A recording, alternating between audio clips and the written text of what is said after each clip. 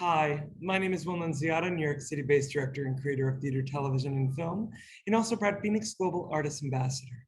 Today, I am thrilled to be speaking with rapper SLIM NOIR. For more on SLIM, you can read more about him right below this video. But in the meantime, here is my interview with the incredible SLIM NOIR. Well, hello, SLIM NOIR. How are you? All right, man. How you doing? I'm good, and I'm doing so much better now that I'm speaking with you. Yeah. I've had the opportunity over the last few weeks to research you. You are basically brand new to the scene, but my goodness, are you talented? I want to know, Slim, when did you realize that you had this love of rapping specifically? To tell you the truth, growing up, I never had ambitions to be a musician on my own. Shortly after college, I sprouted the idea of starting my own label. Because honestly, I love collaborating with creative minds. I love putting out content, especially after just having a chance to collaborate with those creative people. And I just saw so many talented, hardworking artists out there that I want to collaborate with. And so like just launching my own platform and giving me an opportunity to do so. I unfortunately had a not so great experience managing one artist in particular who I just felt was a little too hard-headed, a little just lacking in initiative, and just seeing him just sort of like waste those resources and not take it seriously and not, focus on his craft a little bit more. I guess he's a little bit blind to my ego. That experience actually motivated me to put out music on my own. I mean, just seeing him say no to a lot of great beats, seeing him say no to a lot of features, seeing him just totally flake on interviews and just not really put in the work. I just thought to myself, like, vicariously, I kept thinking to myself, like, what would I do in this situation? And I kept having these ideas about how to improve his songs or how to just improve his career, and he just wasn't acting on it. And then before you know it, I started just like manifesting those ideas myself. So towards the end of last summer, I started just writing my own songs, putting out my own releases. 3 songs deep right now. I'm going to be releasing a full EP in the near future. But yeah, that's sort of my backstory there. Wait, I love that because, usually you'll have an artist who began out front and then creates the record label and the collab, but you began in wanting to create the safe space for other artists. And then it was from that, you were like, oh, wait, that artist over there, I want to put light out there. And then I love that. And talk to me a little bit about the formation of Kachakali Records. Yeah, so funny enough, that is directly influenced by Kanye West. I remember just in anticipation of his album Yeezus coming out back in I think that was like 2013. I remember seeing this article. Pusha T had a new song come out. It was called I think it was called Number on the Boards. And I remember just seeing an article in Complex about how the song came to be and what went into it. And I remember seeing that it wasn't produced by Kanye West, but that it was arranged by him. And I was so confused as to what that meant. So after doing a little bit of digging, I basically found out that he had just been pairing producers with artists that he thought would just yield great music. And he'd just been curating content from that standpoint.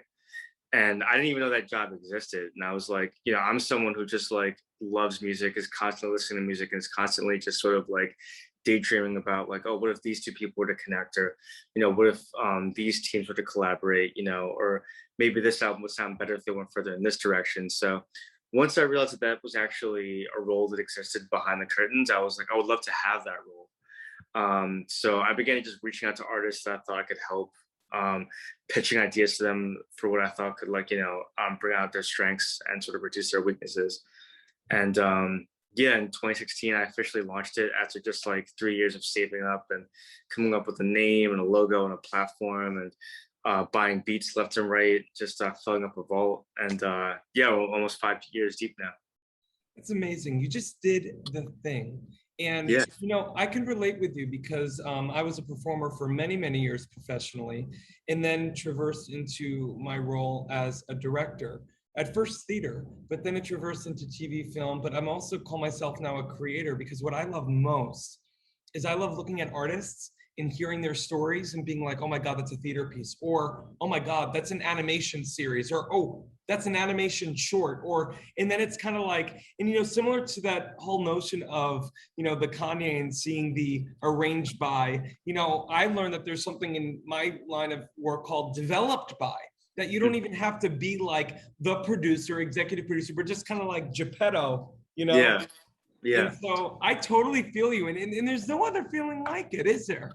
No, definitely. And I did take a peek at your Instagram. I just saw you followed me. And I was gonna ask you about, what kind of video projects you work on, but I don't want to go too off the rails or anything. No, nothing's off the rails with me, please. My husband has to deal with me 24/7. No, I'll answer anything. What do you want to ask? No, I was just curious about. So you're a director. You're a Yeah, cinematographer?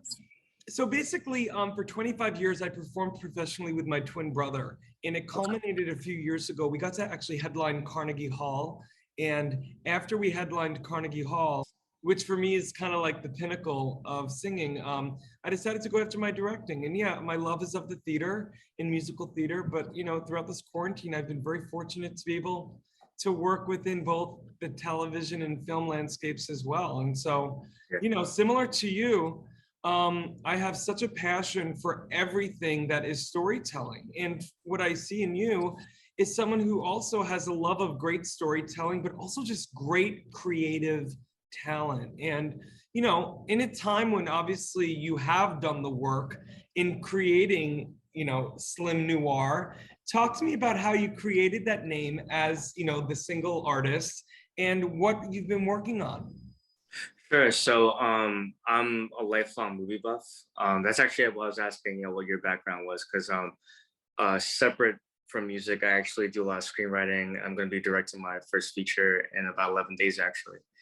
Hello, But, congratulations. Thank you. I'd be lying if I said I wasn't nervous, but I'm very excited for that. You know what? We're all faking it till we make it.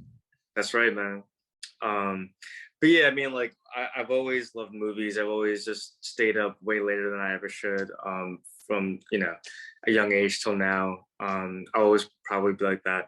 And I've always especially loved film noirs. So I just did a little bit of play on words with that. And, I'm a slim dude. I just changed it to Slim Noir for my stage name. I freaking love it. It's classy. It's elegant. Just like you, Colette. Now listen, I want to know, with this film that you have coming up, talk to me a little bit about that, a little sneak peek into what the film's about and where you're going to be shooting it. We're going to be shooting it here in New York City, Williamsburg, Brooklyn specifically. It's a bit of a, I don't want to give too much away, but it's sort of a cabin fever story. It's actually set during the pandemic, so we want to feel as contemporary as possible, but it's essentially about three roommates who just drive each other crazy during quarantine, and tensions turn a little bit deadly. That's all I'm gonna say there. Ooh, But you're giving me a little bit of the Shining vibes. yeah, a little bit. Not too much, but that's definitely, like, tone wise. In It's a little terms of bit. just like, is it like a slow burn? Yeah, if you're a fan of Twilight Zone, this will be right up your alley, or anyone else's. Yeah, Now you're speaking my language. yeah. Listen, We're aiming to do a lot with a little. That's amazing. And are you going to be also doing some songs for it as well? So, for the soundtrack, again, without giving too much away, soundtrack is very important story. But yeah, some of my songs are going to be included. Songs from other artists that I've worked with. A few unreleased songs as well. But yeah, I'm looking forward to just, like, also, providing the original score to this thing. That's amazing. You're literally wearing all the hats for this film, and I know that that's only going to continue with your career. And my final question for you, Slim Noir, is in looking ahead, the type of art that you want to continue to put out there. If you were to tell young Colette, which is your name, young Colette, some advice, if you were to give him some advice about, the arts, about life, what would it be? I mean, obviously the obvious, which is, work hard, play hard, but, like, one thing I was saying in another interview months ago was that I think it's important, really understand how important it is to have fun with what you do. I remember in the beginning, I was just so uh, determined to treat this like a military operation, where I was just like always frantically checking my email, always frantically searching the internet for like new playlists I could submit to, new blogs, accepting submissions, etc.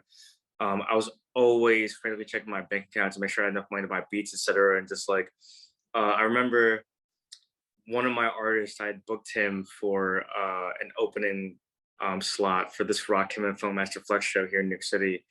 And I remember just catching myself in a reflection of one of the mirrors they had in the performance space, and just seeing like how crazy I was just running around and frantically checking that everything was running properly. It's like, it's important to work hard. It's important to like, make sure all your bases are covered. But like, at the end of the day, you're doing this because you enjoy it. You're not doing it because like it's just to replace whatever 9 to 5 you're working on in the meantime. It's like, that passion is going to come from like you actually enjoying what you do, and you actually like, um, putting that out into the universe. So it's like, it is very easy to lose sight of that. And it might sound like, something that just goes without saying, but like, I really No. wish I just kept that in mind. And, if you're having fun with your music, then like, if you can make it enjoyable to yourself, then like chances are other people like you will also enjoy it. And that goes There for it any. is. Well, I think it's beautiful. And I think that it should be reminded. I think we need to remind ourselves of that childlike wonder and childlike excitement of the Yeah. possibility. Because, it's a business that people who aren't in it, they don't realize that sometimes it's sprinting a marathon and it can get Yeah. exhausting. But that sometimes we need to realize to pace ourselves, that we have to not look at other people on social media and who's doing what and ba ba ba ba ba. Just stay in our own lane, and that in time, all of our time will come. Yeah. I mean, like, it's really easy to just almost like ruin your own creativity by just like clouding your mind with all that baggage you were just sort of listing there. Like, am I putting out enough content? Am I doing good enough? Does anybody even listen to this shit? Like, it's very easy to just sort of like burn away your own creative strength there. Absolutely. Well, listen, Slim Noir, it was so great speaking with you. I could speak with you far longer than we had today, but I just want to let our audience know, for more on the incredibly versatile Renaissance man, Slim Noir, you can read more about him right below this video. Slim, thank you so much for your time today. Really. Hey, right back at you, man. Appreciate you. Thank you. Me of you.